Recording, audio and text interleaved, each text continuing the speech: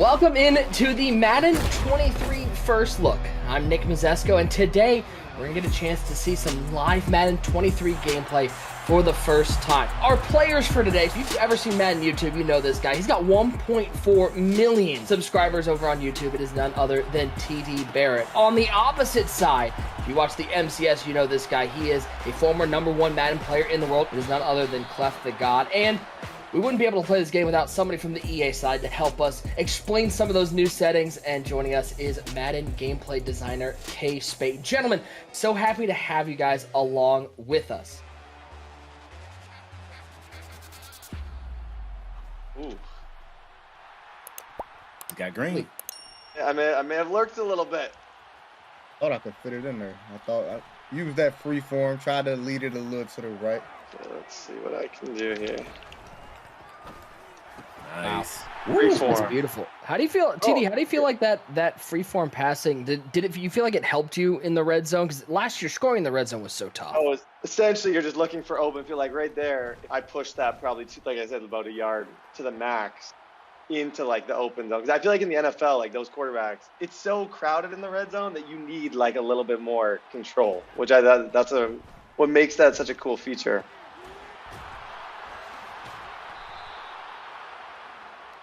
So much stuff happened on this play. First of all, he led him inside, because if he don't, it's probably, if at best, it's a knockout, maybe even an INT. But after leading him inside, that allowed him to make the catch. He was at low speed, so that sent him into the stand-up tackle, which the offensive player was able to win. You see the ring go green, and he's able to get like another 6 or 7 yards. But just see one-on-one, me having better odds to break it because I got the bigger, stronger player. I think it's cool. I think it make it a lot more football, like more relatable to what you see on Sundays and Mondays and Thursdays. Some laser. Yeah, I feel like with cover 3, I got way more room to place passes on like a street. Like anything else the theme, it's like I got more freedom to put it away from the safety or put it away from the corner. You know what I'm saying? And that's what skill-based passing gives you the ability to do. You know, we pass led in Madden for years, but it would be times you would throw a pass and say, well, I felt like I put that, or I tried to lead them, but really it was no way for you to know exactly where you were placing the ball. So placement feels a lot like pass lead in previous years, but now you have visual feedback. You can see your reticle on the field and place the ball where you want to. And we have placement plus accuracy. Now, placement plus accuracy, also, you still have the target area around the receiver. You can place the ball wherever you want with visual feedback. But with the accuracy setting also enabled, you have a small mark on your passing meter that provides a perfectly accurate bullet pass if you hit that while you're passing. With all the skill-based passing with these 360 cuts, it seems like the theme this year offensively is just putting so much more control into the user's hands. Yeah, absolutely, Nick. That's the thing, like agency. We want to give players the control to play the game that they want to play it how they want to play it, and to reduce moments where you feel like, that's not what I wanted, or I didn't try to do that, or I didn't want to do that. We want to reduce those moments.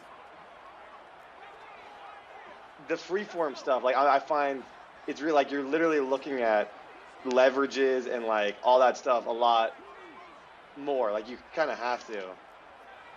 Here, I almost want to try. I don't know. I can't. How many routes you got out there?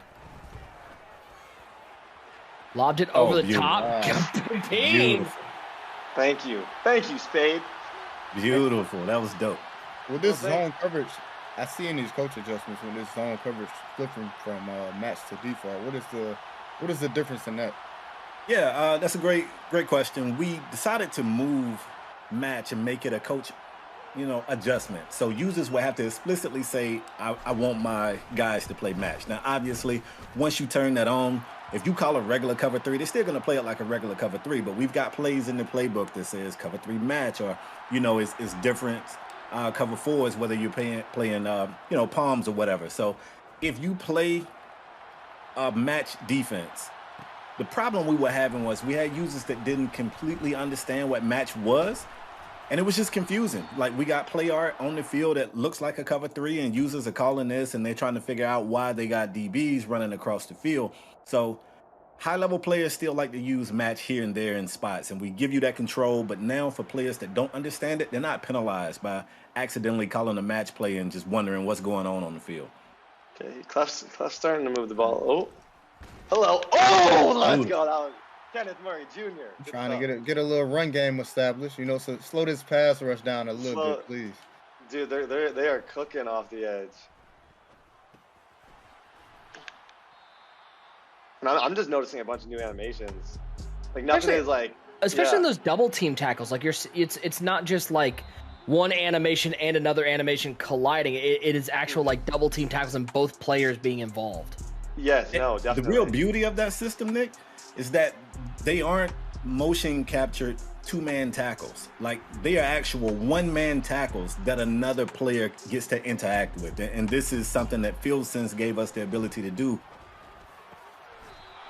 That was beautiful. That might have been the best one of the day. Yeah, I just let that. But if you can show like where his reticle is in that ellipse, like he had it as far left as he could possibly get it. Mm-hmm. And if he don't do that again, that's maybe a deflection, maybe an INT, but it's certainly not a catch. Yeah, no, that was beautiful. Because I go to that guy, and as soon as he sees that, he throws it almost like a seam, like right to the middle of the field. A lot of power this year. That was. That's why he's the best, man. That's why he's the best. And I see this cover 2 invert right here, but it looked like cover 3. Yeah, man. It's a new disguise play. It's a couple of those that's been added to playbooks. High-level players like you, Clef, you guys know how to disguise your coverages. You come out, you move guys around, you do a lot of pre-snap adjustments. But noobs like me, we come out and we just run the play however it looks. So they give us plays like this year, where you see the one high safety, it looks like a cover 1 or a cover 3, and they drop right into a cover 2. So the play before, Clef, you were the one like 2 ago. That was cover. It looked like cover 3. That was cover 2? Yeah, it was cover 2. It was cover 2 actually. That's fire. Crazy. Curious though, you talk about some of these new plays, the new disguise plays added. Spade, does that mean defensive playbooks got bigger, or was there some stuff taken out in lieu of those disguise plays?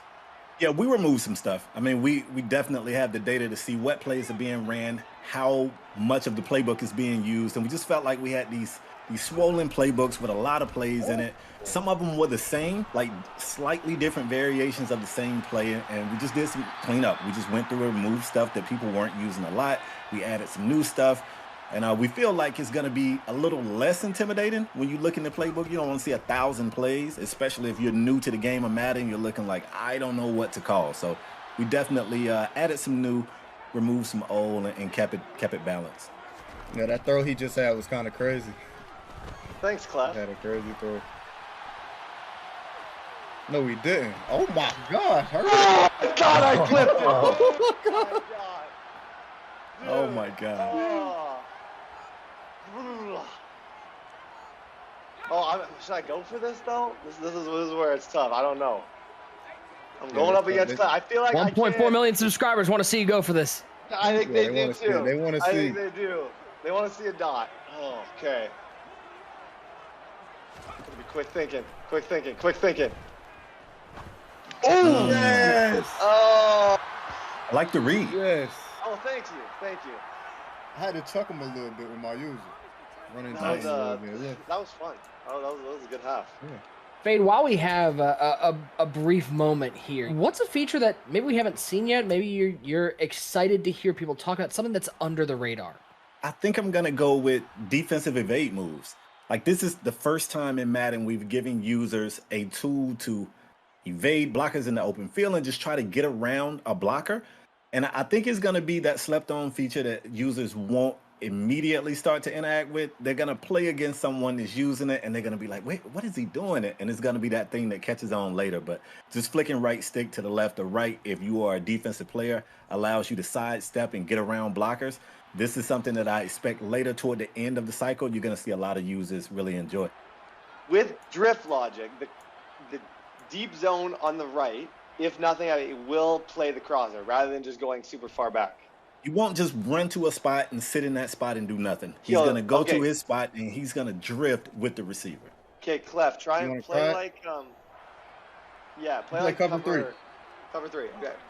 Yeah. I'm gonna look for Guyton here. Do you have hard flats out there? Yeah, I got hard flats. Yeah. Okay. Okay. If this, yeah. Okay, let's watch. Yeah. Yeah, he played that. He ran with it. So you can see that outside third guy take off with the first crosser, and then the deep middle, he started to pick up that second receiver that was coming over. And that's new, because last year those guys just dropped to a spot and stood there. Spade, we've heard a lot in the lead up to Madden 23 about hit everything and these stand-up tackles. Tell us a little bit about what we can expect from them and what it's going to add to the user experience. Every time you see two players in a stand-up tackle, it's like a one-off situation. You never know how it's going to resolve. It's also not one size fit all, so you're going to see bigger, stronger players able to get out of that a lot faster than smaller players. I think it's really the type of play that can change the game. You can see a ball carrier get in the stand-up tackle and fumble the ball. Their fumble chance is a bit higher when they're in stand-up tackles. This is a mechanic and a feature I would keep an eye on going forward. I'm saying you got to be real methodical with your reads. You got to be really, really quick. There's not enough time to... It don't seem like you could just run around and buy time no more. You definitely can't. Obviously, if you've got some guys with a special skill set, you could be a tad bit more successful than others. But we know last year it felt like everybody was a scrambling passer, and we heard the community loud and clear. People were pretty frustrated with scrambling quarterbacks. They were frustrated with escape artists, which is now an X factor ability and not a superstar ability. So yeah, changes have been made, man. Another interesting thing, we're talking about X factors and escape artists being moved to that. I mean, Clef, you know better than anybody. That's going to be huge for the MUT community, having that be an X factor instead of falling into one of those superstar ability slots. It's going to change how teams are built going into the MCS season. Oh yeah, definitely, because you're gonna have to change your offensive alignment. Now you might use O-line abilities. You know, you might spend more on your O-line. Escape artists, it's gonna open up a lot of. It's definitely gonna open up a lot of AP space elsewhere to spend, because it took up a lot in Madden 22. Like you had to, if you wanted to escape, you had to spend a lot to get it. As far as AP, so it's definitely gonna change the landscape of how teams are built and how guys use their AP. Well, because it's harder to get outside the pocket. Like it's all like you're gonna really have to learn like football concepts, slant. Like you're gonna have to throw a lot of quick stuff if you're gonna be successful in this. And like stuff like that too. Seams. Yeah, seams look really good. And that was led. Like this might be the year of the seams. I'm not gonna lie. The way these seams are looking, if you can learn to use that skill-based passing, you're going to be able to attack the seams much more easily. Absolutely. Kenneth Murray. Kenneth Murray. Yeah, I see you. I like that. Okay, now we got the. I haven't really done many Anderson. Let's try the Anderson. See if I can run on. Man looks a little. It looks good. Man looks really good. Clef, I think it's safe to say defense in general looks good, man. Like defense is up. Yeah, defense looks amazing. Like, I mean, let's be honest, Clef. If this was, oh no, not Eckler. Eckler just, I mean, was lighting up and everything. That's 92 yards. That is a 92-yard touchdown, and TD Barrett just put you on his YouTube channel. Hey, I used the LT thing at the end there. I hit him with the speed cut. I'm having nightmares about Austin Eckler, man. Thank you. He got the new mechanics, downloading them to his database, and he is out here, man.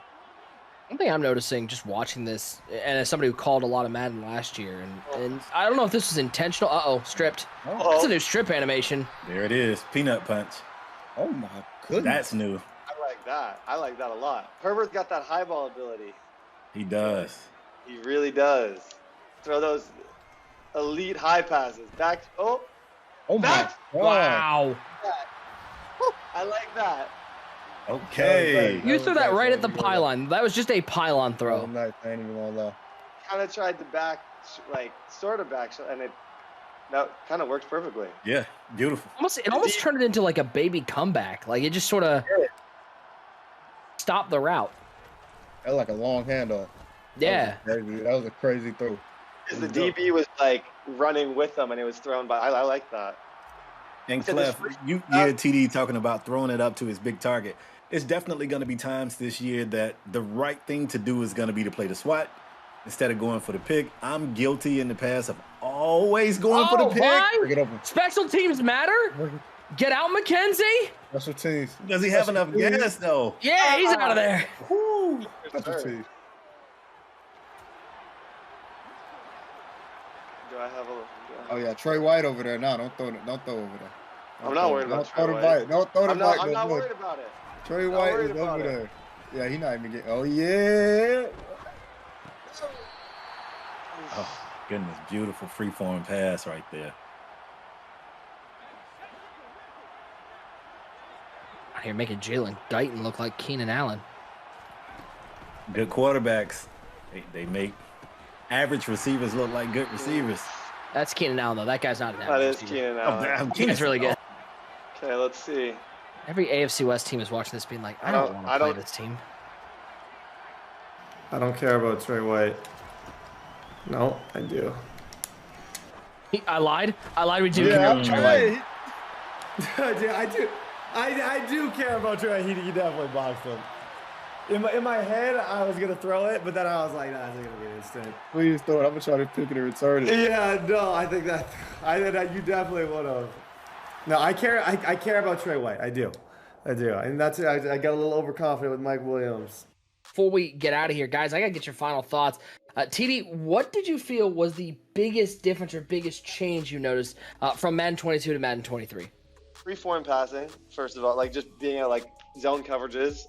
Lack of, you're gonna have to get better, and not like, if you watch this entire thing with me, there might have been once where we actually got clean out of the pocket, and it was because Clef like actually made like a really nice play and got out. But there was a lot of pocket passing in this game, a lot of just like get the ball, you're looking to throw it to your running back or like on a seam. The running game, I like the running game. I like the kind of new, the new jump cut, and yeah, pass everything. Like I really liked it. That was good.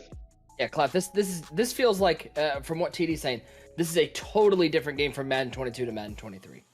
Yeah, it's not even the same. There's nothing you could take from 22 and like bring it into 23 and be like, hey, this gonna work. You know what I'm saying? It's way different from the movement.